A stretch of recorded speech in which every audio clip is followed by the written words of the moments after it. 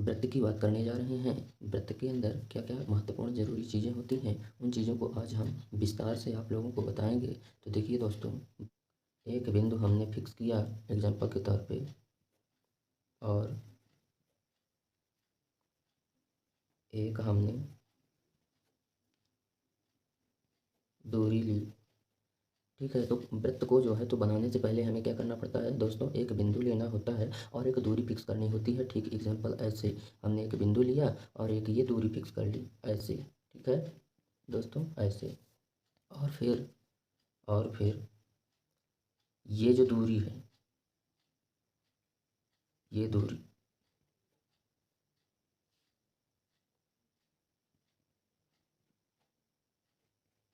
और ये जो रस्सी है, और ये रस्सी को हमने चारों तरफ घुमा दिया। ठीक है दोस्तों, एग्जाम्पल ऐसे, जैसे हमने एक ये जो है तो बिंदु लिया, ये हमने एक रस्सी ली और इसको जो है तो हम क्या करेंगे दोस्तों, चारों तरफ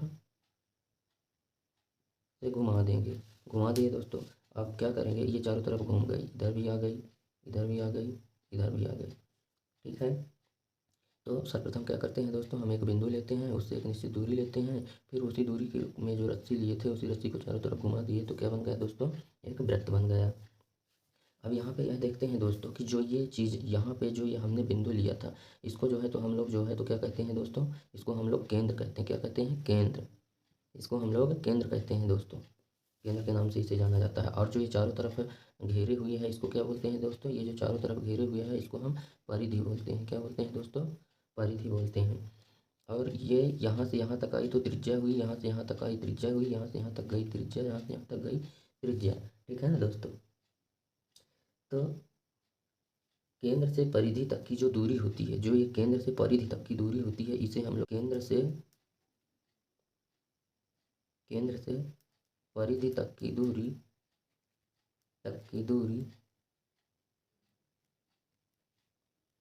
त्रिज्या कहलाती है। जैसे ये त्रिज्या, ये त्रिज्या, ये त्रिज्या, ये त्रिज्या, ये सब क्या है दोस्तों, सबके सब त्रिज्याएं हैं। और हम यहाँ पे देख लेते हैं केंद्र। केंद्र क्या होता है दोस्तों, वृत्त के अंदर जो केंद्र होता है, यह चारों तरफ से बीच में उपस्थित होता है,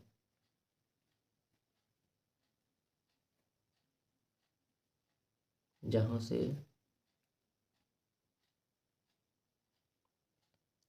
त्रिज्याएं खींची जाती हैं, उसी को हम केंद्र कहते हैं। उसी को हम केंद्र कहते हैं। अब देखिए दोस्तों, ये केंद्र हमने बता दिया, त्रिज्या हमने बता दिया। अब आ रहा है परिधि जो है, परिधि। परिधि क्या होती है दोस्तों, परिधि जो है यह चारों तरफ से घिरी हुई एक आकृति होती है। ठीक है, क्या होती है दोस्तों, चारों तरफ से घेरे हुए एक आकृति। परिधि क्या होती है दोस्तों, जो चारों तरफ से घेरे हुए है, जो चारों तरफ से घेरे हुए हैं दोस्तों, उसे हम परिधि कहते हैं। ठीक है ना दोस्तों, अब आगे देखते हैं व्यास किसे कहते हैं दोस्तों, व्यास। ठीक है, एक वृत्त के अंदर व्यास भी होता है। तो देखिए, जो वह रेखा जो परिधि से परिधि को मिलाए और केंद्र से होते हुए जाए, उसे हम व्यास कहते हैं। तो वह रेखा जो परिधि से परिधि को मिलाए, परिधि से परिधि को मिलाए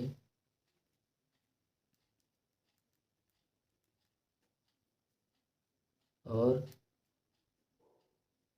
केंद्र से होकर जाए, कहाँ से होकर जाए दोस्तों, केंद्र से होकर जाए,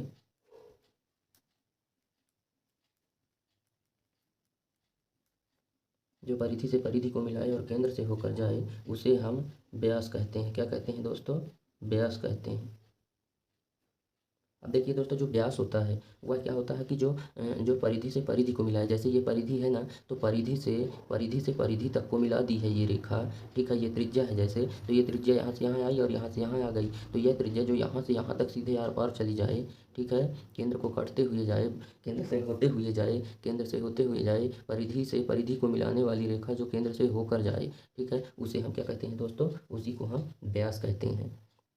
ठीक है, जैसे एग्जाम्पल इस प्रकार से है, जैसे ये हो गया, ये मान लीजिए केंद्र हो गया, तो ये जो आर पार चली गई है, यही चीज़ जो है तो दोनों मिलके क्या कहलाती हैं, व्यास कहलाती हैं। क्या कहलाती हैं दोस्तों, व्यास कहलाती हैं। इसको हम जो है तो डी से जो है तो डाई मीटर, जिसको इसे हम बोलते हैं व्यास, या बोले तो डाई मीटर, क्या बोलते हैं दोस्तों, डाई मीटर, इसको हम डाई मीटर बोलते हैं। ठीक है, जिसे हम डी से डिनोट करते हैं, किससे, डी से। आगे देखते हैं दोस्तों, त्रिज्या और व्यास में क्या संबंध है। त्रिज्या और व्यास में जो है तो संबंध देखते हैं दोस्तों। त्रिज्या और व्यास में संबंध, जैसे मान लीजिए इस प्रकार से जो है तो कोई एक वृत्त बना हुआ है, उसके बीच में कोई एक बिंदु है। ठीक है, अब ये वाली यहाँ से यहाँ तक गई तो ये तो त्रिज्या है ना, त्रिज्या। यहाँ से यहाँ तक गई, यह भी त्रिज्या है, अलग अलग त्रिज्या है ना।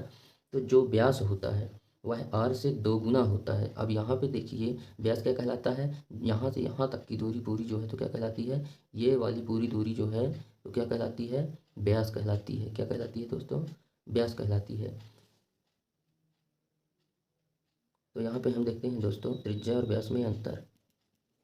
त्रिज्या व व्यास में अंतर देख लेते हैं दोस्तों।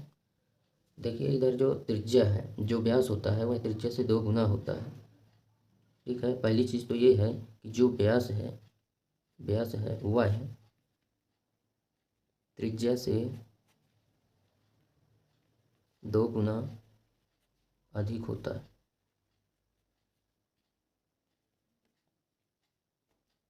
जो व्यास है दोस्तों वह क्या है, त्रिज्या से 2 गुना अधिक होता है। एग्जाम्पल ऐसे, व्यास बराबर 2 गुणे त्रिज्या, इसको हम आर से डिनोट करते हैं, इसको हम डी से डिनोट करते हैं। और जो डी होता है, और जो डी होता है वह 2r से क्या होता है, 2 गुणे त्रिज्या था तो 2r हो गया, क्या है, 2r के बराबर होता है, बराबर होता है। एग्जाम्पल, डी बराबर 2r।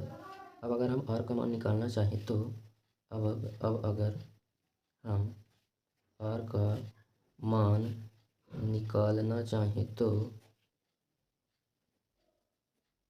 चाहें तो r बराबर d/2 हो जाएगा, क्योंकि ये 2 जो है क्या है, गुणे में है, तो इधर आके बटे में हो जाएगा, इधर आके बटे में हो जाएगा, इधर आकर दोस्तों क्या हो जाएगा, बटे में हो जाएगा। तो व्यास और त्रिज्या में ये अंतर होता है। तो व्यास और त्रिज्या में ये अंतर होता है, व्यास और त्रिज्या में इतना ही अंतर होता है दोस्तों। अब यहाँ पे हम देखेंगे दोस्तों, जीवा किसे कहते हैं, जीवा। जीवा देखेंगे दोस्तों, एक वृत्त के अंदर ही है, वृत्त का ही एक पार्ट है जीवा। जैसे ठीक है ना दोस्तों, इसको चीज़ को देखना पड़ेगा। ये त्रिज्या हो गई, ये परिधि हो गई, अब ये क्या है, इसे हम जीवा बोलते हैं। क्या बोलते हैं, जीवा। अतः तो मिला रहा है, लेकिन यह परिधि से परिधि को तो मिला रहा है, लेकिन केंद्र से होकर नहीं गुजरता है, केंद्र से होकर नहीं जा रहा, इसलिए इसे हम जीवा कहेंगे। क्या कहेंगे दोस्तों, जीवा कहेंगे। क्योंकि देखिए क्या होता है कि अगर केंद्र से होकर जाता तो व्यास कहलाता। अब केंद्र से होकर नहीं गया इसलिए जीवा है, और परिधि से परिधि को भी मिला रहा है, परिधि से परिधि को व्यास भी मिलाता है, बट वह केंद्र से होकर गुजरता है। और जो ये परिधि और जो ये जीवा है यह जो है तो परिधि से परिधि को तो मिलाती है लेकिन केंद्र से होकर नहीं गुजरती है। तो वृत्त का क्षेत्रफल क्या होता है दोस्तों? वृत्त का क्षेत्रफल बराबर होता है पाई आर स्क्वायर। क्या होता है दोस्तों? पाई आर स्क्वायर। और वृत्त की जो परिधि है वो क्या होती है दोस्तों? वृत्त की परिधि वृत्त की जो परिधि होती है दोस्तों वह क्या होती है? 2 पाई आर। 2 पाई आर मतलब पाई आर स्क्वायर जो है तो वृत्त का क्षेत्रफल हो गया और वृत्त की परिधि 2 पाई आर हो गई। ठीक है ना दोस्तों? अब देखते हैं अर्धवृत्त। क्या देखते हैं? जैसे मान लीजिए अर्धवृत्त ऐसे, अर्धवृत्त। अब क्या पढ़ेंगे दोस्तों? हम अर्धवृत्त पढ़ेंगे। जैसे मान लीजिए इस प्रकार से कोई चीज़ बनी हुई है, उसको हम इस प्रकार से बीच से काट दें। ठीक है, उसे काट दिया गया। कोई एक वृत्त था उसे जो है तो बीच से काट दिया गया है। यहाँ जो है कोई एक वृत्त था जिसे बीच से काट दिया गया है। एज एग्जाम्पल ऐसे, जैसे यह पूरा वृत्त था, बीच से काटा, जब हमने बीच से काटा तो इस प्रकार से हो जाएगा, ये इस प्रकार से, इस प्रकार से कटेगा। कोई वृत्त अगर कट जाएगा तो आधा आधा हो जाएगा, तो इस प्रकार से आधा हो गया। तो जो ये आधा वाला भाग है, जो ये आधा वाला भाग है दोस्तों, जो ये आधा वाला भाग है, तो इसमें जो है तो ये तो केंद्र हुआ, केंद्र तो रहेगा, केंद्र तो रहेगा। ठीक है ना दोस्तों? और इसको जो है तो परिधि मानेंगे, और इसको जो है तो क्या मानेंगे? ये लाइन को अर्धवृत्त मानेंगे, अर्धवृत्त मानेंगे। और ये जो है तो क्या कहला जाएगी? त्रिज्या कहला जाएगी। यहाँ से यहाँ तक के बीच की दूरी क्या कहला जाएगी? त्रिज्या कहला जाएगी। ठीक है, और इसे अर्धवृत्त का परिमाप, ये क्या है दोस्तों? अर्धवृत्त का परिमाप है, अर्धवृत्त का परिमाप कहलाता है। क्या कहलाता है दोस्तों? अर्धवृत्त का परिमाप कहलाता है। अब देखते हैं दोस्तों अर्धवृत्त का क्षेत्रफल क्या होता है। अर्धवृत्त का अर्धवृत्त का क्षेत्रफल क्या होता है दोस्तों? पाई आर स्क्वायर बटा 2। और अर्धवृत्त का परिमाप, अर्धवृत्त का परिमाप क्या होता है दोस्तों? परिमाप होता है pi r plus 2, pi r plus 2 r, यानी कि पाई बराबर 22/7 होता है पाई का मान, और एक मान और होता है पाई का 3.14। ठीक है, पाई का मान चाहे तो जो है तो 22/7 रखो, चाहे पाई का मान 3.14 ही रखना है, 3.14 रखना है। अब देखिए दोस्तों यहाँ पे हम देखेंगे कि पाई क्या है। क्या देखेंगे दोस्तों? जो ये पाई है, पाई के बारे में जो है तो हम देखेंगे। पाई है क्या? पाई पाई बराबर होता है दोस्तों परिधि बटे व्यास, परिधि बटा व्यास। अर्थात कोई वृत्त है,